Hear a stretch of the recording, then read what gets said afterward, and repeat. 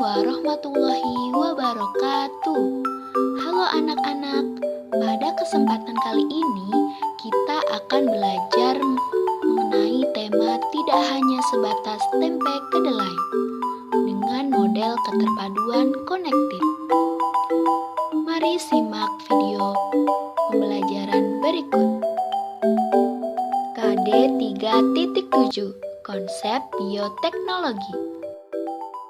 KD 3.7 Konsep Bioteknologi.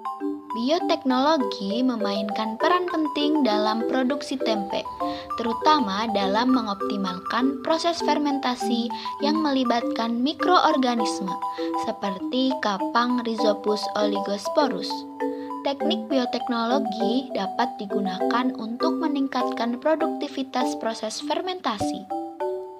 Bioteknologi dapat digunakan untuk memastikan keamanan pangan dengan mengidentifikasi dan mengendalikan potensi kontaminan atau mikroorganisme patogen yang dapat muncul selama proses produksi tempe. Produksi tempe dengan pendekatan bioteknologi dapat membantu meningkatkan kualitas, keamanan, dan nilai gizi tempe sekaligus memastikan keberlanjutan proses produksi. Tempe merupakan contoh produk bioteknologi konvensional yang dihasilkan melalui proses fermentasi. Berikut adalah langkah-langkah umum dalam pembuatan tempe. Yuk kita simak bersama-sama mengenai proses pembuatan tempe. Hai kids, apa kabar semuanya? Kali ini Great Kids mau ajak kamu untuk melihat proses pembuatan tempe nih. Belum ada catatan pasti kapan tempe mulai ada di Indonesia. Menurut Ong Hok Nam, seorang sejarawan, penemuan tempe masih ada hubungan erat dengan produksi tahu di Jawa. Karena keduanya dibuat dari kacang kedelai. Tahu sendiri dibawa oleh orang Tiongkok ke Jawa, yang mungkin sudah ada sejak abad ke-17. Lalu, tempe merupakan sumbangan Jawa untuk dunia. Menurut Andreas Marioto, seorang wartawan spesialis sejarah lapangan, tempe merupakan makanan kerakyatan karena diciptakan oleh rakyat, bukan istana. Namun, sekarang tempe bukan hanya makanan rakyat saja, karena pamor tempe yang semakin meningkat. Tempe kini dimakan oleh siapa saja. Nah, kali ini kita akan ke Rumah Tempe Indonesia yang ada di kawasan Bogor. Yuk kita kenalan dengan Pak Suheri, Ketua Kopti Kabupaten Bogor, Koperasi Produsen Tempe Tahu Indonesia. Apa kabar Pak? Baik Mas Beno, terima kasih datang di Bogor. Iya, mau ini Pak.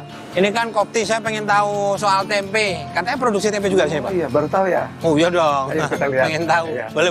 Iya. Siap. Pak Heri, Kopti sendiri artinya sebenarnya apa sih? Koperasi Produsen Tempe Tahu Indonesia.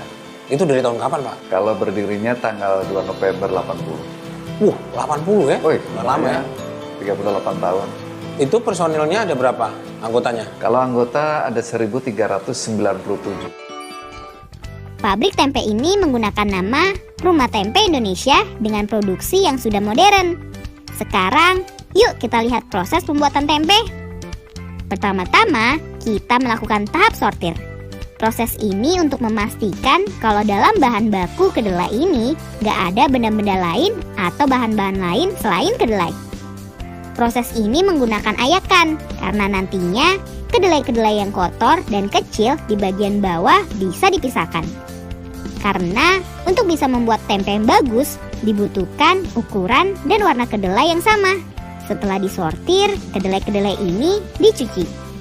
Pada proses ini, akan ada biji-biji kedelai mati yang mengapung dan harus segera dibuang. Setelah itu, biji-biji kedelai ini harus mengikuti proses perendaman selama 2 jam. Lalu kemudian direbus. Setelah itu, kedelai direndam kembali selama 20 jam. Setelah itu, biji-biji kedelai ini dibelah menjadi 2 menggunakan mesin ini supaya lebih praktis dan menghemat waktu. Lalu, biji dicuci kembali atau di-blanching, bertujuan untuk menginaktifikasi enzim, melunakkan jaringan, dan mengurangi kontaminasi hal lain. Nah, berikutnya biji kedelai kembali disortir dan menghasilkan biji yang lebih baik. Lalu diberikan ragi secara merata. Eits, Tapi harus pastikan biji kedelai dalam keadaan kering ya sebelum diberikan ragi ini. Setelah merata, tempe kembali diayak. Nah, proses akhir, biji-biji kedelai dimasukkan ke dalam kemasan dan ditutup rapat. Lalu didiamkan selama 2 hari. Maka tempe siap dijual. Nah kids, itu dia proses pembuatan tempe. Sekarang sudah semakin tahu kan?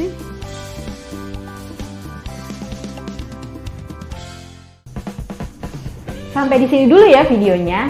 Jangan lupa like, komen, subscribe, dan share ke teman-teman lainnya ya kids. Bye-bye!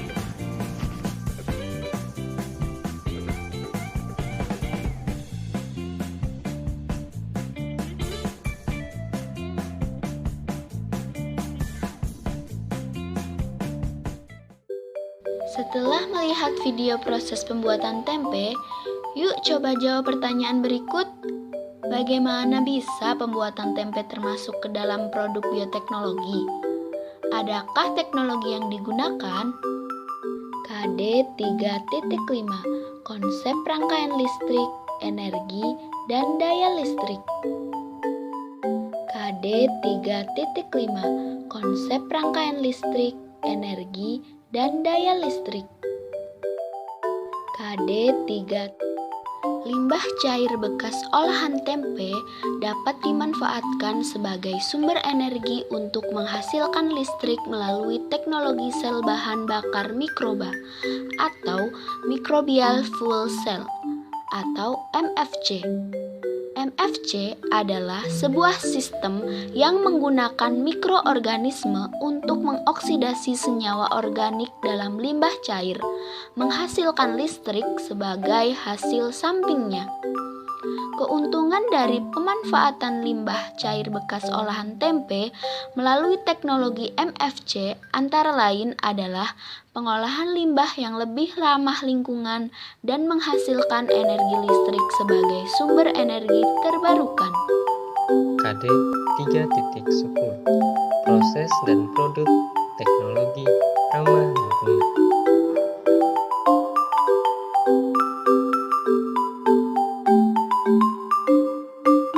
Pemanfaatan limbah cair bekas olahan tempe untuk menghasilkan biogas merupakan inisiatif yang cerdas dan ramah lingkungan. Proses ini melibatkan penguraian bahan organik dalam limbah oleh mikroorganisme secara anaerobik, menghasilkan biogas sebagai hasil sampingan. Biogas tersebut dapat dimanfaatkan sebagai sumber energi, sementara hasilnya dapat digunakan sebagai pupuk organik.